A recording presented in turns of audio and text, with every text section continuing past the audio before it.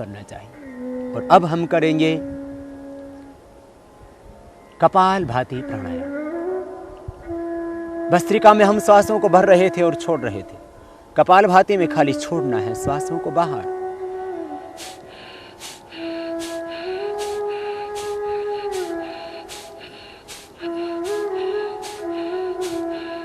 श्वासों को बाहर छोड़ रहे हैं। और जब श्वासों को बाहर छोड़ते हैं तो उदर का आकुंचन होता है सहज, पेट जाता है अपने आप अंदर। प्रयत्न पूर्वक श्वासों को बाहर छोड़ना, पेट अपने आप जाएगा अंदर। जैसे वॉमिटिंग होता है तो कैसे आपका पेट अंदर खींच जाता है, जैसे आप नाक साफ करते हैं तो कैसे पेट खींचता है। सांस को बाहर ही धक्का देना, पूरे प्रयत्न से, पूरी शक्ति से। एक ही विचार, एक ही संकल्प कि मैं श्वास को बस बाहर छोड़ रहा हूं। और जैसे आप श्वास को बाहर छोड़ते हैं तो पेट अपने आप जाता है अंदर। होता है कपाल भाती प्राणायाम।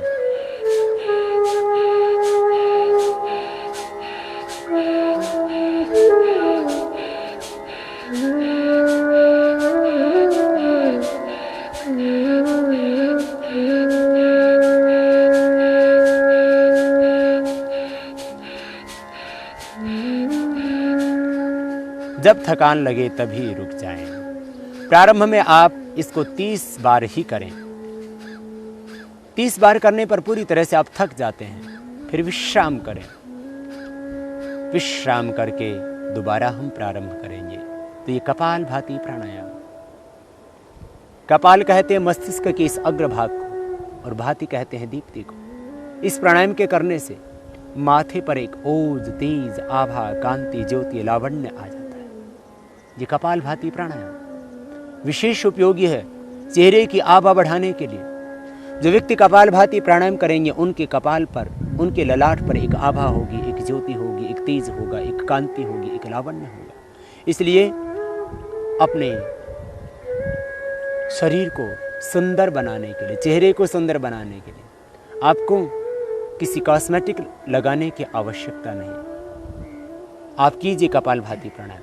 चेहरे पर होगी एक आभा, चेहरे पर होगा एक तेज। और कपाल भाती प्राणायाम के करने से मूलाधार चक्र जागृत हो जाता है। फिर कुंडलिनी जागरण होता है कपाल भाती प्राणायाम के करने से। कपाल भाती प्राणायाम करते वक्त मूलाधार चक्र में ध्यान करें तो फिर सहज ही कुंडलिनी शक्ति जागृत हो जाती है। हम ऊर्ध्वरेता बन जाते हैं, शक्तियों का ऊर्ध्व रूपांतरण हो जाता है। फिर से करेंगे प्रारंभ कपाल भाती प्राणायाम का।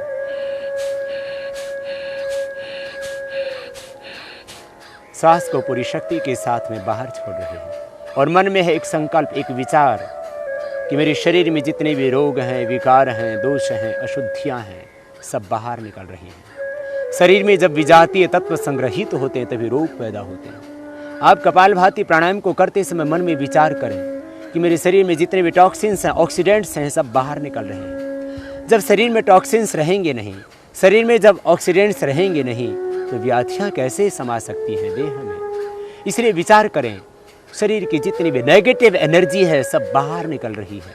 रोग, विकार, दोष बाहर निकल रहे हैं। चित्त में भी जो जन्म जन्मांतरों के अशुभ विचार थे, संस्कार थे, वे सब बाहर निकल रहे हैं। कॉन्शियस, अनकॉन्शियस और सब कॉन्शियस माइंड में जो भी अशुभ था सब बाहर निकल रहा है। जब थक जाएं तभी रुक जाएं। अपनी शक्ति का अतिक्रमण न करें। फिर से विश्राम करें बीच में एक बार। जिनको हार्ट की प्रॉब्लम हो, जिनको हाई ब्लड प्रेशर हो, उच्च रक्तचाप के रोगियों को और हृदय रोगियों को मध्यम गति से इस प्रकार से करना चाहिए ये प्राणायाम।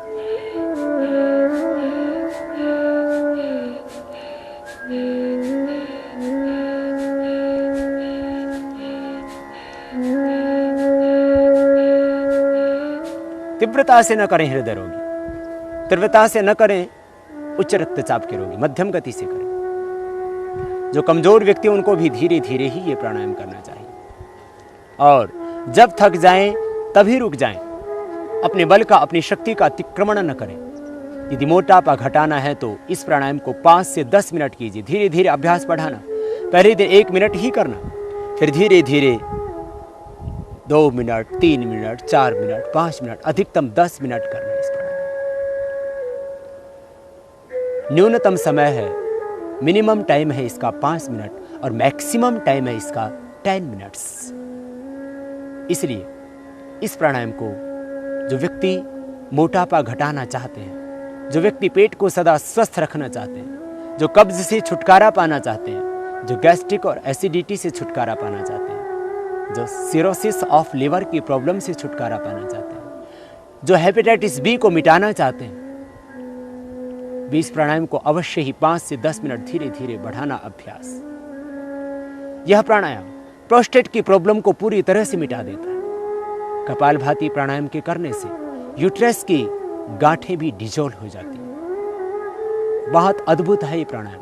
इसलिए मैं कहा करता हूं, धरती की संजीवनी है कपालभाति प्राणायाम। जो व्यक्ति स्वस्थ रहना चाहते हों और जो व्यक्ति जटिल रोगों से छुटकारा पाना चाहते हैं, कोई भी रोग हो, धरती का कोई भी रोग ऐसा नहीं है जो कपालभाति से ठीक न होता हो। कपालभाति प्राणायाम को करते समय मूलाधार चक्र में ध्यान करना, तो फिर आप पाएंगे कुंडलिनी जागरण का आनंद। मूलाधार चक्र से एक ज्योति, एक आभा, एक प्रकाश पुंज ऊपर उठता हुआ स्वाधिष्ठान, मणिपुर, हृदय, अनहत, विशुद्धि, आज्ञा चक्र का शोधन करता हुआ सहस्रार चक्र तक पहुंचेगा। वो प्रकाश, वो आभा जो ज्योति ऊपर की ओर बढ़ी थी, वो सहस्रार चक्र तक आएगी। सभी चक्रों का शोधन होगा। इसलिए चक्रों के शोधन के लिए, डायबिटीज के रोग के लिए, मोटापे से छुटकारा पाने के लिए, पेट की समस्त समस्याओं को मिटाने के लिए, कोलेस्ट्रॉल और ट्राइग्लिसराइड को कम करने के लिए बहुत ही अद्भुत है ये कपालभाति प्राणायाम। डायबिटीज के लिए, मोटापे के लिए, एलर्जिक प्रॉब्लम्स के लिए, अस्थमा के लिए, साइनोसाइटिस की प्रॉब्लम के लिए, एलर्जी के लिए, जिनको सुबह उठ करके छींके आते हैं उनके लिए, और जिनको स्नोरिंग की प्रॉब्लम है, जिनको खर्राटे आते हैं, उनके लिए भी बहुत जरूरी है ये प्राणायाम। जिन बच्चों का मन नहीं लगता पढ़ाई में, वे भी बच्चे इस प्राणायाम को करेंगे तो उनका मन इतना एकाग्र हो जाएगा कि फिर पढ़ाई में अपने आप लगेगा। मन की एकाग्रता के लिए बहुत जरूरी है कपालभाति प्राणायाम। कंसंट्रेशन पावर बढ़ती है कपालभाति प्राणायाम से। फिर से करेंगे इस प्राणायाम का प्रारंभ।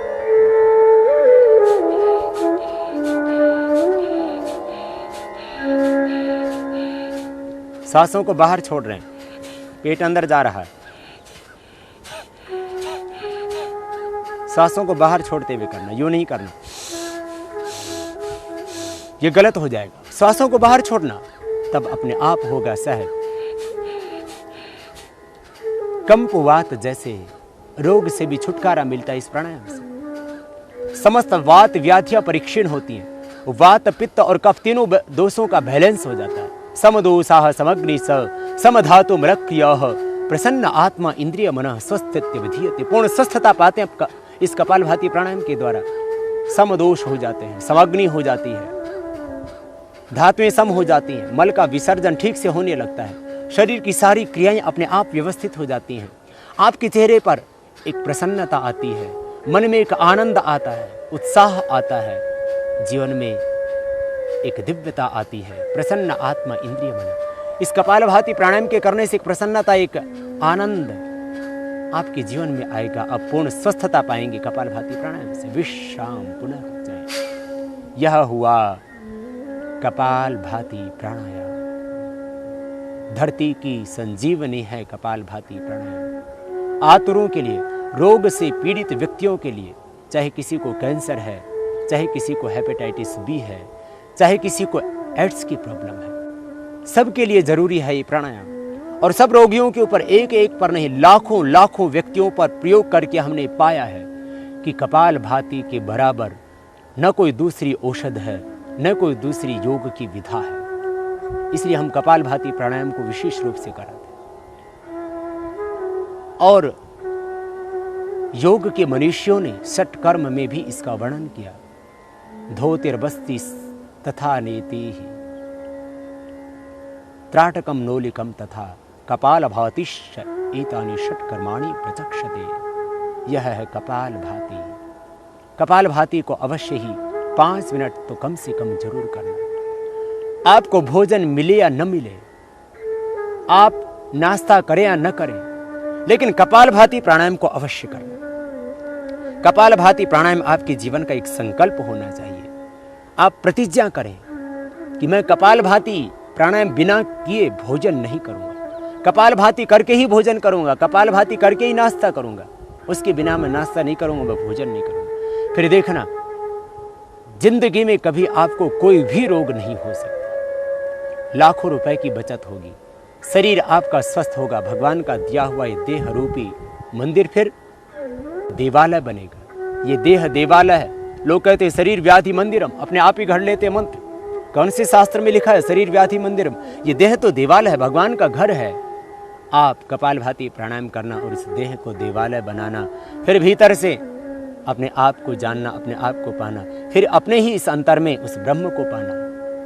एकाग्रता मिलेगी, ध्यान में गहरे उतरेंगे कपालभाति प्राणायाम से। फिर से एक बार करेंगे और फिर आगे बढ़ेंगे।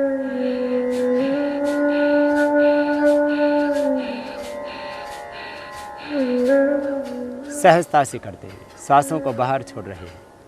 माताओं को यूट्रस की कोई भी प्रॉब्लम है इससे मिटेगी। ट्यूब्स बंद हैं तो खुल जाएंगी इससे। यूट्रस के अंदर गांठें हो गई तो इससे अपने आप डिजोल्व हो जाएंगी। मैंने देखा है कैंसर तक की गांठें इससे पिघलती है। एक भाई को कैंसर की गांठें होगी गले में, 10 दिन प्राणायाम किया, गांठें 1/4 रह गई। बहुत अद्भुत है ये प्राणायाम। बस एक ही विचार कि शरीर के टॉक्सिन्स, ऑक्सीडेंट्स, रोग, विकार, दोष, अशुद्धियाँ सब बाहर निकल रही हैं। जब सारे दोष, सारी अशुद्धियाँ, सारे विकार जब बाहर निकल गए तो फिर आप रह जाते हैं केवल पवित्र, शुद्ध, बुद्ध, निर्मल, चैतन्य, आनंदमय भाव में आप अवस्थित हो जाते हैं। यह हुआ कपालभाति प्राणायाम।